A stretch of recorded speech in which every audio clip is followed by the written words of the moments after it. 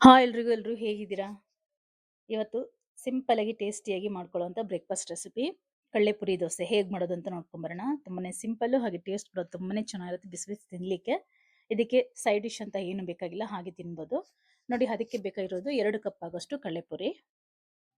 ನೀವು ಯಾವ ಕಪ್ಪಲ್ಲಿ ತಗೊಳ್ತೀರೋ ಆ ಕಪ್ಪಲ್ಲಿ 2 ಕಪ್ಪು ಕಡ್ಲೆಪುರಿ ತಗೊಳ್ತಿದ್ದೀನಿ. ಅದಕ್ಕೆ ನೀರು ಹಾಕ್ಬಿಟ್ಟು ನೆನೆಸಿಟ್ಕೊಳ್ಳೋಣ. ಒಂದು 2 ರಿಂದ 3 ನಿಮಿಷ ನೆನೆಸ್ಕೊಂಡ್ರೆ ಸಾಕಾಗುತ್ತೆ.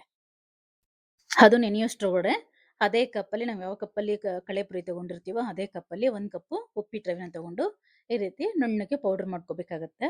ಈ ರೀತಿ ಮಾಡ್ಕೊಂಡ ನಂತರ ಇದಕ್ಕೆ ನಾವು ನೆನೆಸಿಟ್ಕೊಂಡಿದ್ದೀವಲ್ಲ ಕಡ್ಲೆಪುರಿ ಅದನ್ನ ಸ್ವಲ್ಪನೂ ನೀರು ಇಲ್ದಿರೋ ಹಾಗೆ ತೆಗೆದು ಅದೇ ಜಾರ್ಗೆ ಹಾಕೊಳ್ಳೋಣ. ನೀವು ಯಾವ ಕಡ್ಲೆಪುರಿ ಬೇಕಾದ್ರೂ ತಗೋಬಹುದು. ನಾನಿಲ್ಲಿ ಮೀಡಿಯಂ ಆಗಿರುವಂತ ಕಡ್ಲೆಪುರಿನ ತಗೊಂಡಿದ್ದೀನಿ. ತುಂಬಾ ಟೇಸ್ಟೇ ಇರುತ್ತೆ. ಒಂದ್ಸಲ ಟ್ರೈ ಮಾಡಿ ನೋಡಿ. ಈ ದೋಸೆ ಮಾಡೋದು ಕೂಡ ತುಂಬಾ ಸಿಂಪಲ್. ನೋಡಿ ಈಗ ಎಲ್ಲವೂ ಹಾಕೊಂಡಿದ್ದೀನಿ. ಈಗ ಅದೇ ಕಪ್ಪಲ್ಲಿ 1 ಕಪ್ಪು ಮೊಸರನ್ನ ಹಾಕೊಳ್ತಾ ಇದ್ದೀನಿ. ಇದನ್ನೆಲ್ಲ ನೀಟಾಗಿ ರುಬ್ಕೋಬೇಕಾಗತ್ತೆ ನುಣ್ಣಕ್ಕೆ. ನೋಡಿ ಈ ರೀತಿ ರುಬ್ಬಿಟ್ಕೊಂಡಿದ್ದೀನಿ. ಈಗ ಇದಕ್ಕೆ ನಾವು ಈರುಳ್ಳಿ, ಕೊತ್ತಂಬರಿ ಸೊಪ್ಪು, ಕ್ಯಾರೆಟ್ ತುರಿ, ಹಸಿಮೆಣಸಿನಕಾಯಿ ತುರಿದಿರೋ ಅಂತ ಶುಂಠಿ, ಹಾಗೆ ಸೌತೆಕಾಯಿ ತುರಿದಿರೋಂಥ ಸೌತೆಕಾಯಿ. ಸೌತೆಕಾಯಿ ಬದಲಿಗೆ ಇದನ್ನ ಹಾಕೋಬಹುದು, ಏನು ಆಲೂಗಡ್ಡೆನ ಹಾಕೊಳ್ಳೋದಾದ್ರೆ ನೀವು ರುಬ್ಬುವಾಗಲೇ ಹಾಕೋಬೇಕಾಗತ್ತೆ. ಆಲೂಗಡ್ಡೆ ಹಾಕೋದ್ರಿಂದ ನಿಮ್ಗೆ ಇನ್ನೂ ಫ್ಲಫಿಯಾಗಿ ತುಂಬಾ ಚೆನ್ನಾಗಿ ಬರುತ್ತೆ. ಕೆಲವರಿಗೆ ಆಲೂಗಡ್ಡೆ ತಿನ್ನೋದ್ರಿಂದ ವಾಯಿ ಅದು ಇದು ಅಂತ ಹೇಳ್ತಾರೆ. ಅಂಥವ್ರಿಗೆ ಸೌತೆಕಾಯಿನ ಹಾಕೋಬಹುದು. ಎರಡೂ ಕೂಡ ಟೇಸ್ಟ್ ಚೆನ್ನಾಗಿ ಬರುತ್ತೆ.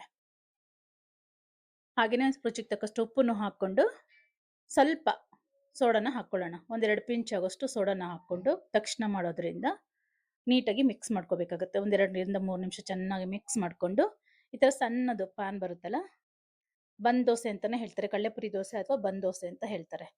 ಈ ತರ ಸಣ್ಣ ಪ್ಯಾನ್ಗೆ ಸ್ವಲ್ಪ ದಪ್ಪಕ್ಕೆ ಹಾಕೋಬೇಕಾಗತ್ತೆ. ಲೋ ಫ್ಲೇಮ್ ಇಟ್ಕೊಂಡು ಇದನ್ನ ಬೇಯಿಸ್ಕೋಬೇಕು. ಎರಡೂ ಕಡೆನೂ ನೀಟಾಗಿ ಸ್ವಲ್ಪ ಎಣ್ಣೆ ಹಾಕ್ಕೊಂಡು ಬೇಯಿಸ್ಕೊಂಡ್ರೆ ತುಂಬಾ ರುಚಿಯಾಗಿರುವಂಥ ಬಂದ್ ದೋಸೆ ಅಥವಾ ಕಡ್ಲೆಪುರಿ ದೋಸೆ ರೆಡಿ ಆಗುತ್ತೆ. ನಿಮಗೆ ಆಲೂಗಡ್ಡೆ ಇಷ್ಟ ಅನ್ನೋದಾದ್ರೆ ನೀವು ಸೌತೆಕಾಯಿ ಬದಲಿಗೆ ನೀವು ಆಲೂಗಡ್ಡೆನೇ ಹಾಕ್ಕೋಬಹುದು. ಅದನ್ನು ರುಬ್ಬುವಾಗ ಹಾಕ್ಕೋಬೇಕಾಗುತ್ತೆ ನೀವು. ಹಸಿದೇ ಆಗಲಿ ಕಟ್ ಮಾಡಿಬಿಟ್ಟು ರುಬ್ಬುವಾಗ ಹಾಕ್ಕೊಂಡು ಮಾಡ್ಕೋಬಹುದು, ಅಥವಾ ತುರಿದ್ಬಿಟ್ಟು ಕೂಡ ಹಾಕ್ಕೋಬೋದೇನೋ. ಅಷ್ಟು ಚೆನ್ನಾಗಿ ಬರುತ್ತಲ್ಲ ಗೊತ್ತಿಲ್ಲ. ಬಟ್ ನನಗೆ ಆಲೂಗಡ್ಡೆ ನಮ್ಮಲ್ಲಿ ತಿನ್ನಲ್ಲ, ಹಾಗಾಗಿ ನಾನು ಸೌತೆಕಾಯಿನ ಹಾಕ್ಕೊಂಡಿದ್ದೀನಿ. ಸೌತೆಕಾಯಿ ಹಾಕೋದ್ರಿಂದನೂ ಫ್ಲಫಿಯಾಗಿ ತುಂಬ ಚೆನ್ನಾಗಿ ಬರುತ್ತೆ. ನಿಮ್ಗೇನಾದರೂ ಈ ರೆಸಿಪಿ ಇಷ್ಟ ಆಗಿದ್ರೆ ಮರೀದೆ ಒಂದು ಲೈಕ್ ಕೊಡಿ. ಹಾಗೆ ಇನ್ನೂ ಯಾರೆಲ್ಲ ನನ್ನ ಚಾನಲ್ ಸಬ್ಸ್ಕ್ರೈಬ್ ಮಾಡ್ಕೊಂಡಿಲ್ಲ ದಯವಿಟ್ಟು ಸಬ್ಸ್ಕ್ರೈಬ್ ಮಾಡ್ಕೊಳ್ಳಿ. ವಿಡಿಯೋ ಪೂರ್ತಿ ನೋಡಿ ಇಷ್ಟ ಆದರೆ ಮಾತ್ರ ಲೈಕ್ ಕೊಡೋದನ್ನ ಖಂಡಿತ ಮರಿಬೇಡಿ. Thank you for watching.